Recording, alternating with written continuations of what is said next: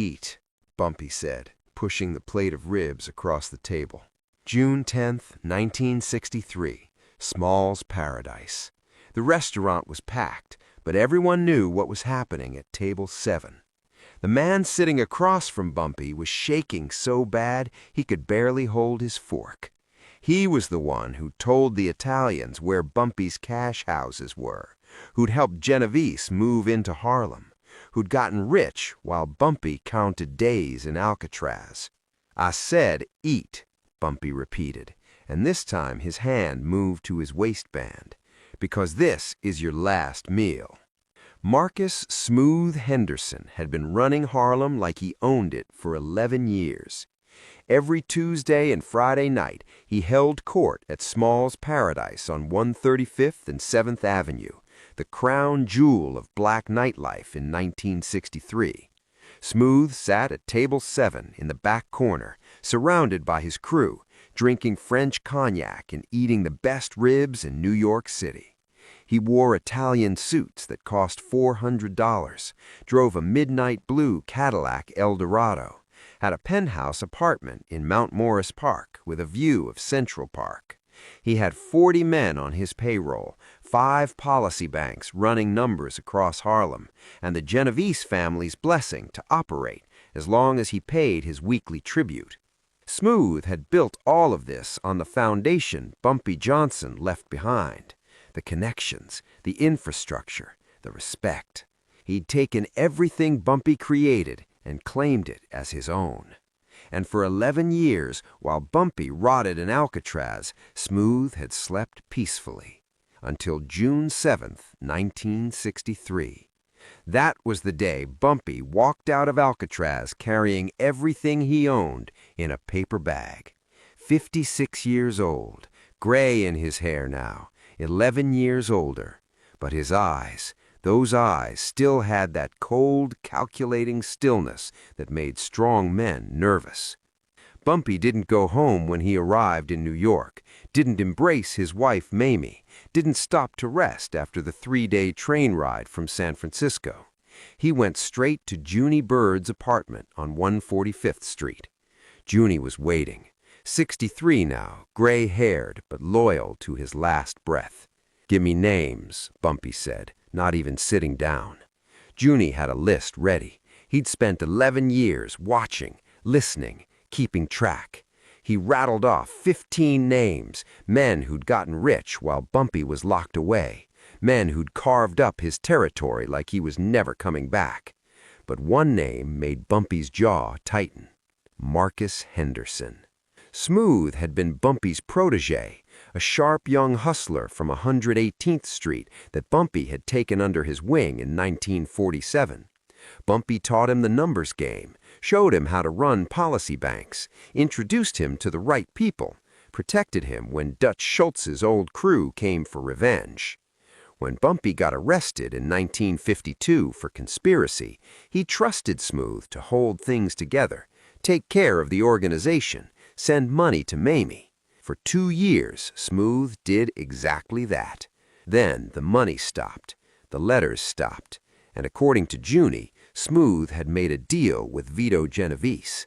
He'd given up the locations of Bumpy's policy banks, told them which cops were on Bumpy's payroll, revealed where the cash houses were, and in exchange, the Italians let Smooth keep 125th Street for himself. Bumpy had spent 11 years in Alcatraz thinking about that betrayal, 11 years planning what came next. "Where does he eat?" Bumpy asked. "Small's Paradise," Junie said, "every Friday night, table 7, shows up at 9 o'clock like clockwork." Bumpy looked at his watch. It was Friday, 6 p.m. "Get me a table, right next to his." At 8:45 p.m., Small's Paradise was filling up. The weekend crowd was arriving, hustlers, musicians, working folks spending their paychecks on good food and cold beer. The 3-piece jazz combo was warming up in the corner. Waiters moved between tables carrying trays of fried chicken, collard greens, and cornbread. Bumpy Johnson walked in at 8:50 p.m. He was wearing the same suit he'd worn on the train from California, a charcoal gray number that had seen better days. His shoes were scuffed. He carried no weapon that anyone could see. He looked like a ghost, like something from Harlem's past walking into its present. The restaurant didn't go silent, but conversations shifted. Eyes tracked him as he moved through the crowd. Old-timers recognized him immediately. Younger hustlers who'd only heard the stories whispered to each other, "That's Bumpy Johnson. I thought he was dead. Man got out of Alcatraz 3 days ago."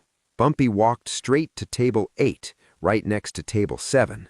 Junie Bird was already sitting there, along with Willie Fish Jackson and Raymond Quick Lewis, 3 old-timers who'd stayed loyal, 3 men who remembered what Harlem was like when Bumpy ran it. Bumpy sat down with his back to the wall, facing the entrance. Old habit. Never sit with your back to the door. At exactly 9 p.m., Marcus "Smooth" Henderson walked in. Smooth was 38 now, dressed in a cream-colored suit with a burgundy tie, diamond rings on 3 fingers, gold watch.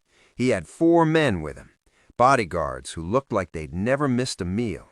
Smooth was laughing about something, holding court, acting like he owned the place. He did own the place, or at least he owned the protection that kept Small's Paradise operating without police raids. Smooth's crew headed for table 7. That's when Smooth saw Bumpy. He stopped mid-step. The blood drained from his face. His bodyguards noticed the change and followed his gaze. When they saw Bumpy Johnson sitting there, calm as Sunday morning, their hands moved toward their waistbands. Bumpy didn't move, didn't react, just looked at Smooth with those cold, empty eyes. "Marcus," Bumpy said quietly. His voice carried across the restaurant. "Come sit with me." It wasn't a request. Smooth's bodyguards tensed. One of them, a thick-necked enforcer named Leon, stepped forward. "Mr. Henderson don't take meetings without—" Junie Bird stood up.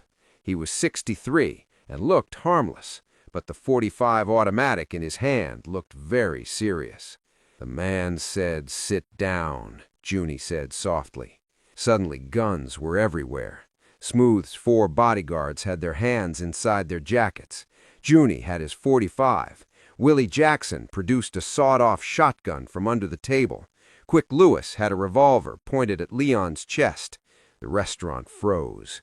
The jazz combo stopped playing. Waiters backed toward the kitchen. Customers dove under tables. But Bumpy Johnson didn't even blink.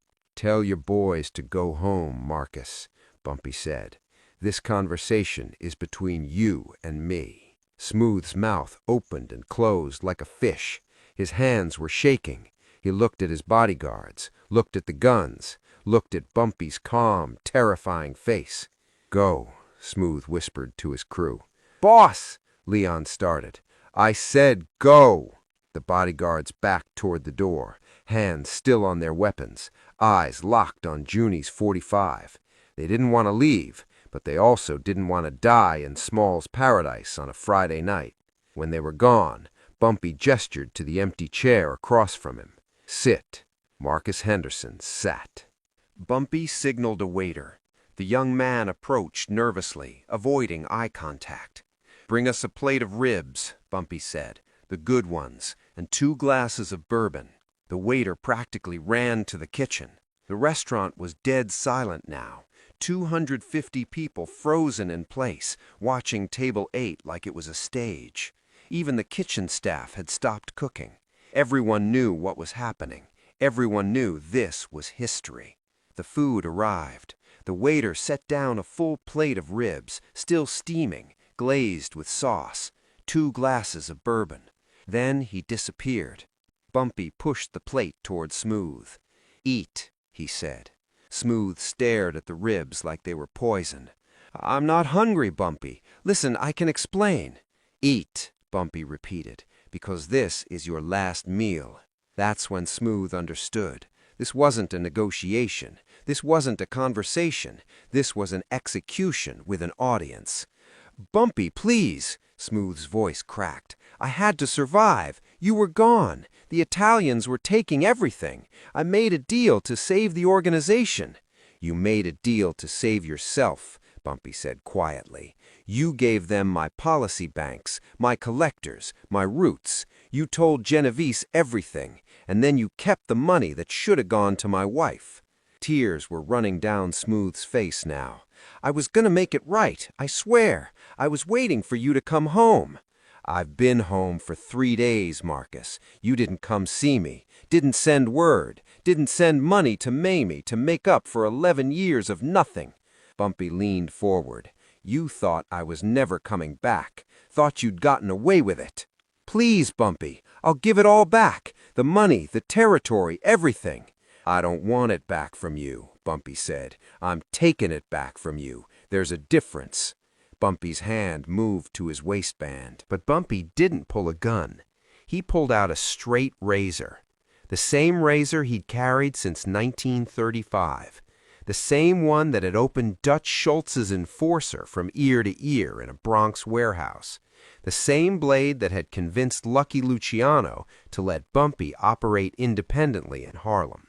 Bumpy unfolded the razor slowly. The steel caught the light. You know what the Romans used to do to traitors? Bumpy asked conversationally. They'd make them eat their last meal. Then they'd execute them in public. Let everyone see what happens when you betray your emperor. Smooth was hyperventilating now, eyes locked on the razor. I'm not a Roman emperor, Bumpy continued, but I am Harlem, and everyone in this restaurant needs to understand something. He raised his voice so every person in Small's Paradise could hear. When I went to Alcatraz, some of you forgot who built this, forgot whose streets these are, forgot that respect isn't something you take, it's something you earn. He looked directly at Smooth. Marcus Henderson forgot, so now Marcus Henderson is going to help me remind everyone. Bumpy stood up. Smooth tried to bolt, but Junie was behind him in a second, gun pressed against his spine. Stand up, Bumpy ordered. Smooth stood, legs shaking so badly he could barely support himself. Bumpy walked around the table until he was face to face with the man who'd betrayed him. Then, with the entire restaurant watching, Bumpy raised the razor to Smooth's throat. Not to kill, to mark. In one quick motion, Bumpy cut a thin line across Smooth's left cheek, not deep, just enough to scar, just enough to make sure every person in Harlem would know Marcus Henderson as the man who betrayed Bumpy Johnson. Smooth screamed. Blood ran down his face, staining his cream-colored suit. That's so you remember, Bumpy said quietly. Every time you look in a mirror, you'll see that scar, and every person who sees you will know what you did. Bumpy folded the razor and put it back in his pocket. You've got 24 hours to leave Harlem, Bumpy said. Take whatever you can carry, leave the rest. If I see you after tomorrow night, I won't be this generous. He turned to address the entire restaurant. The rest of you, Bumpy Johnson is back. The rules are the same as they always were. Pay what you owe. Keep your word. Protect your people. Anyone who wants to test me, you know where to find me. Bumpy Johnson walked out of Small's Paradise at 9:47 p.m. on June 10, 1963. He left Marcus Henderson bleeding at Table 7, left 250 witnesses who would spread the story across Harlem by morning. By sunrise, every hustler, policy banker, and street soldier in Harlem knew the king was back. Marcus Smooth Henderson was on a bus to Philadelphia by noon. He never returned. That scar was his brand, a permanent reminder of what happens when you betray a king. Within 72 hours, 3 other men who'd carved up Bumpy's territory quietly disappeared from Harlem. Not killed, just gone. Relocated with a clear understanding, stay away or join Smooth. The Genovese family, who'd moved into Harlem while Bumpy was locked up, sent a captain to negotiate. The meeting lasted 4 minutes. Bumpy's terms were simple. You've got 2 weeks to pull out of Harlem. Everything north of 110th Street is mine again, non-negotiable. The Italians left without arguing. They'd lost 3 soldiers trying to hold Bumpy's old territory in the past week. The cost of fighting him was higher than the profit. Within 6 months, every piece of Bumpy's empire was back under his control. Not through war, not through bloodshed, through fear, respect, and calculated power. The night at Small's Paradise became Harlem legend. Old-timers still talk about it, about how Bumpy didn't need an army, didn't need speeches. He walked into a restaurant, faced his betrayer, and with 1 razor and 250 witnesses, reminded everyone who really ran Harlem. You can lock a man up for 11 years. You can steal his money, take his territory, turn his people against him. But you can't take his throne, not if he's a real king. Bumpy Johnson proved something that night. Power isn't about who has the most guns. It's about who commands the most respect. And respect isn't given. It's earned through loyalty, intelligence, and the will to do what others won't when justice demands it. Marcus Henderson betrayed him for money. The Italians challenged him for territory. Every traitor thought Bumpy was finished. They all learned the same lesson. Bumpy Johnson doesn't make threats, he makes promises, and he keeps every single one. That's why they called him the Godfather of Harlem. If this story of loyalty, power, and street justice moved you, hit that subscribe button. Drop a like if you understand that real kings don't need crowns, they need respect. Share this with someone who knows that betrayal always comes with a price. What would you have done in Bumpy's position? Let me know in the comments below.